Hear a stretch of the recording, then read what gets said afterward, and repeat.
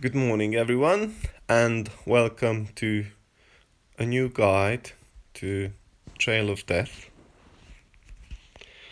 I would like to firstly start off that as defensive skills, I'm using the Shadow Magic, which helps you heal your hero, and Water Magic, which reduces the shield of all enemies. Once you hit them. So let's get started. The most important thing I like to mention is that my first squad, is the one that I started off in the game at the beginning. And the most important thing about it is that it's extremely cheap. You get 80% of the heroes from wooden chests. Oh no, 60, and then you get one from the from the clan store, and then another one from the brawl store. But anyway, it involves rather cheap and easy to get heroes. So let's get going. What I always like to focus on is let my heroes charge up and do the killing by themselves. As obviously, it is much easier once going into the next wave if my strong heroes are charged and they can use their ultimate skill.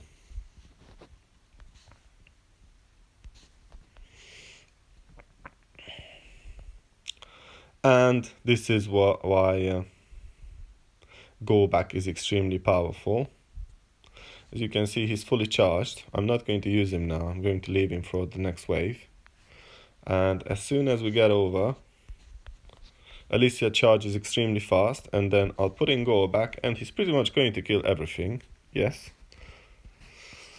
And that's already the third wave. My heroes are rather well geared now, and as you can see, I have totaled everything in one hit. Goreback took away the ultimate skill of my Langard, which is annoying, but anyway, I'm in good health.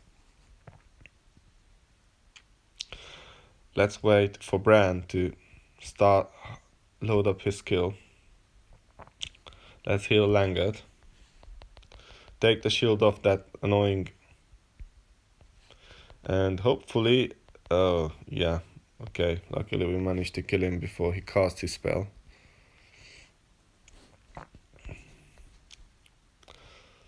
And you see, we're already in the 6th wave, and we haven't even dropped the sweat.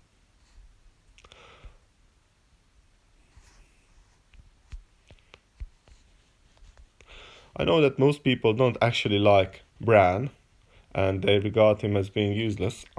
He sometimes quite is.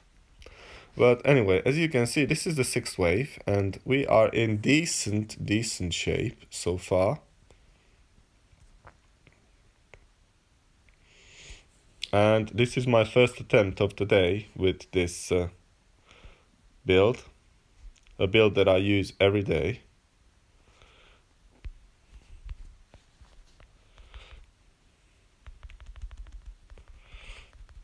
The healer is extremely important to get rid of at this stage. Because, yeah, just as I feared. Oh, come on. Oops. Yeah, well, this was all down to bad RNG. But anyway, as you could see, from the first get-go, we cleared 90%. I'm level 89, and the final wave was level 100, and had 9 stars in it. And yes, and you see, this was my first attempt. I have still 3 attempts, but what I'm going to do is simply finish it off. I'm not really bothered about getting 35 kills because the loot doesn't really improve at all, and it's just bullshit. So yes, you see that they are quite well equipped, and they're quite well developed because they are already 1-star heroes.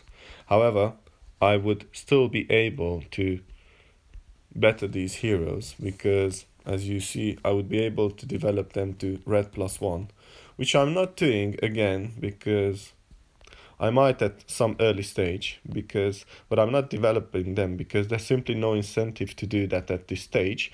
My power would increase, I would fall into a much higher bracket for the ARC, searching for the ARC event, and I would have to compete with even stronger and better developed players that are only using 40 of these 70 heroes that are currently available.